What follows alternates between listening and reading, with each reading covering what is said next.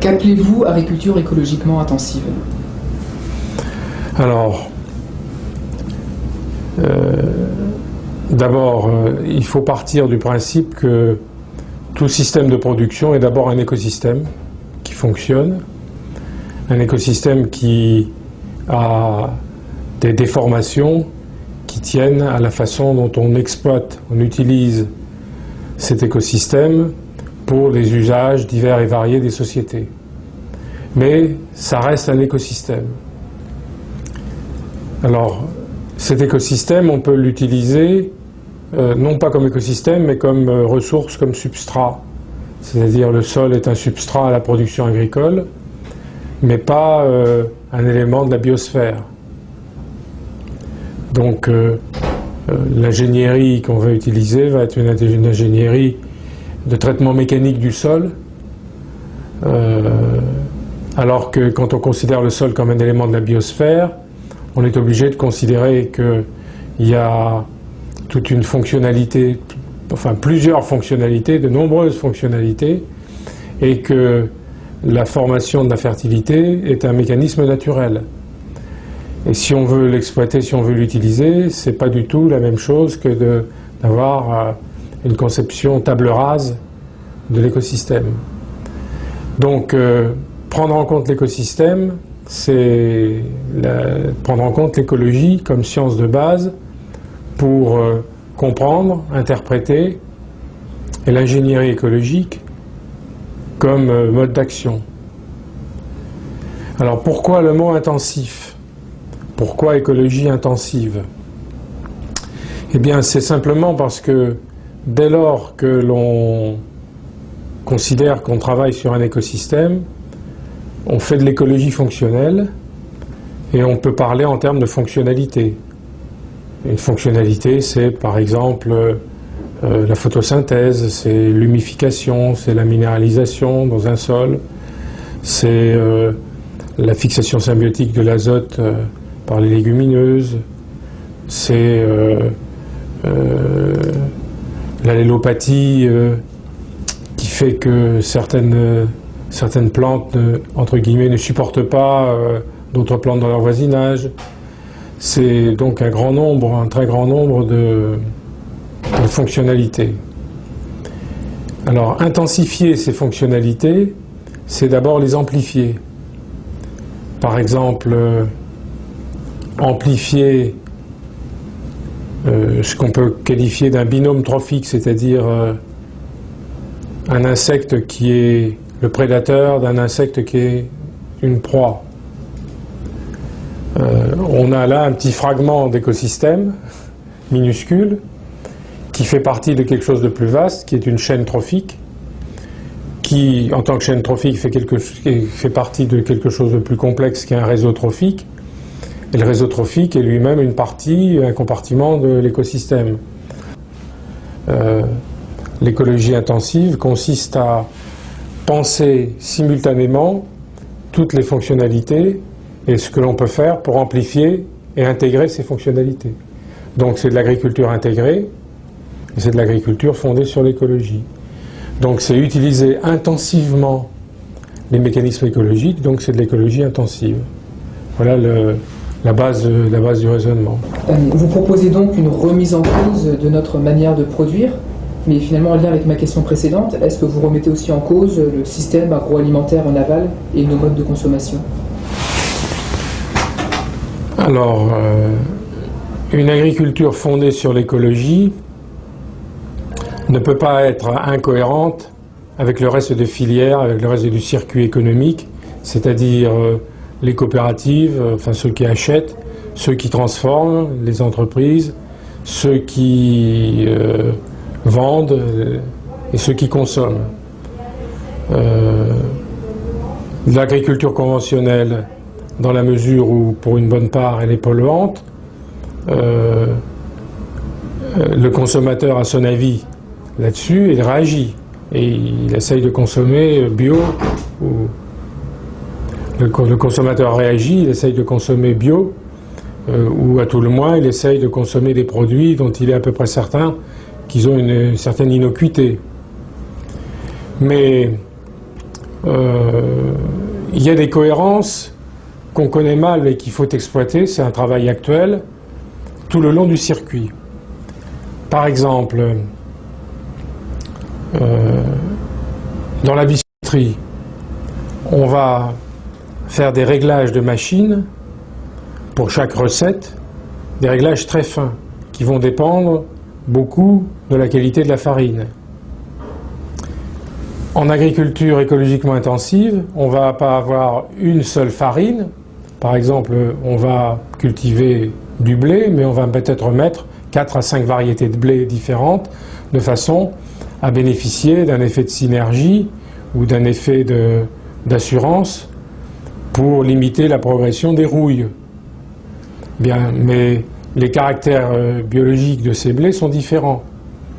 Pour un meunier qui va faire du pain ou pour un biscuitier, ça pose des problèmes de réglage de machine. Donc l'agriculture écologiquement intensive va dans le sens de la diversité et de la diversification, alors que plus on est dans des situations industrielles, plus on cherche à standardiser les produits. Donc historiquement, l'agriculture normalisée, normée, conventionnelle, va aller très bien avec des process de transformation industrielle normés, standardisés. Ça allait très bien avec de la consommation standardisée sur des linéaires de supermarchés. Et ça allait très bien avec une population qui acceptait comme modernité des produits alimentaires standardisés. Donc tout ça oblige à réenvisager les cohérences de filières. Et c'est un travail tout à fait considérable à faire. Alors c'est très facile sur les petites filières et très difficile sur les grandes filières. On a toujours... L'agriculture écologiquement intensive n'interdit pas, comme l'agriculture biologique, l'usage de pesticides, l'usage d'engrais, c'est pas un crime. Donc on peut toujours, entre guillemets, revenir en arrière du point de vue technologique, mais garantir une récolte par des méthodes conventionnelles. Mais la progression vers des situations très intensives au plan écologique est quelque chose de difficile, de risqué et où on n'a pas d'assurance, sinon sa propre compréhension, sa propre connaissance, sa propre intelligence. Pour moi, l'écologie intensive, ça va plus loin que le simple repérage de fonctionnalités, l'amplification et l'intégration de ces fonctionnalités. Quand on repère un mécanisme fonctionnel dans la nature, bon d'abord c'est, comment dire, on découpe soi-même l'écosystème par la pensée et on dit ça c'est une fonctionnalité. Bon, c'est une approche qui permet de comprendre, de faire des petits compartiments et puis ensuite de lier ces compartiments les uns avec les autres. C'est comme ça que fonctionne notre pauvre esprit. Mais les plantes, prenons un exemple, toutes les plantes, on le sait maintenant à peu près, ont des mécanismes de défense contre les ravageurs. Ces mécanismes de défense, on commence à les comprendre. Les plantes émettent des signaux qui leur permettent de communiquer entre elles. Il y a des mécanismes biologiques qui permettent à ces plantes de sécréter des toxines contre les ravageurs. Bref, tout ça existe. Ce sont des mécanismes écologiques, mais qui sont inscrits dans le génome des ravageurs comme des plantes.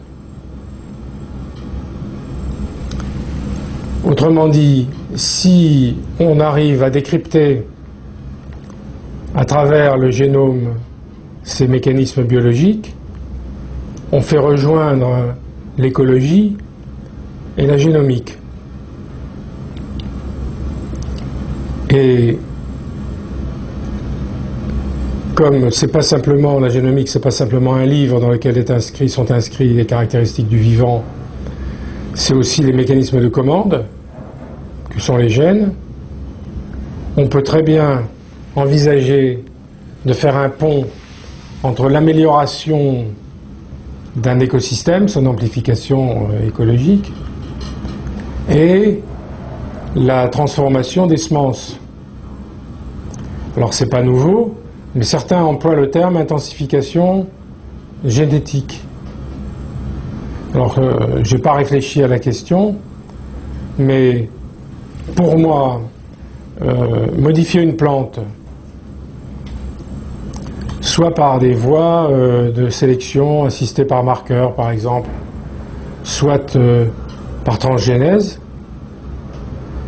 ce n'est ni plus ni moins que utiliser des mécanismes naturels qui existent chez certaines plantes et dont on peut essayer de faire bénéficier d'autres plantes, moyennant toutes les précautions nécessaires. Et là, on vient en dialogue, discussion sur la dangerosité éventuelle de tel ou tel type d'OGM. Donc, moyennant toutes les prudences nécessaires, on peut intensifier aussi un écosystème en conférant à certaines plantes des capacités nouvelles issues d'autres plantes. Ça fait partie de l'ingénierie écologique. Et c'est ce qu'on appelle des sciences issues de la bio-inspiration. Donc moi je mets la bio-inspiration dans le concept d'ingénierie écologique, d'écologie intensive. Mais je tiens vraiment à ce qu'on n'oublie pas que l'écologie, science des interrelations entre les agents du vivant, est inscrite dans le génome. Et donc que l'utilisation de telle fonctionnalité dans telle plante à l'inscrire pour pouvoir la transmettre dans une autre plante me semble faire partie de l'intensification d'une certaine manière. De la même façon, l'exploration des métabolites secondaires qui constituent les principes actifs qui font fuir des insectes ou qui les tuent parce que ce sont des toxines, sont par bio-inspiration des sources de produits phytosanitaires qui seraient des produits phytosanitaires imitant la nature et qui, dès lors qu'ils imitent la nature, pourraient être recevables dans un concept étendu d'écologie intensive. Ce qui, au passage, ouvrons la parenthèse, ne veut pas dire que ce soit pas dangereux. Tout est dangereux de toute façon, et le concept suprême, et on peut terminer là-dessus peut-être, le concept suprême en écologie intensive, c'est la biodiversité. Parce que la maîtrise, tout dans la nature est phénomène de contrôle et d'autocontrôle, et c'est parce qu'il y a de la diversité que ça fonctionne.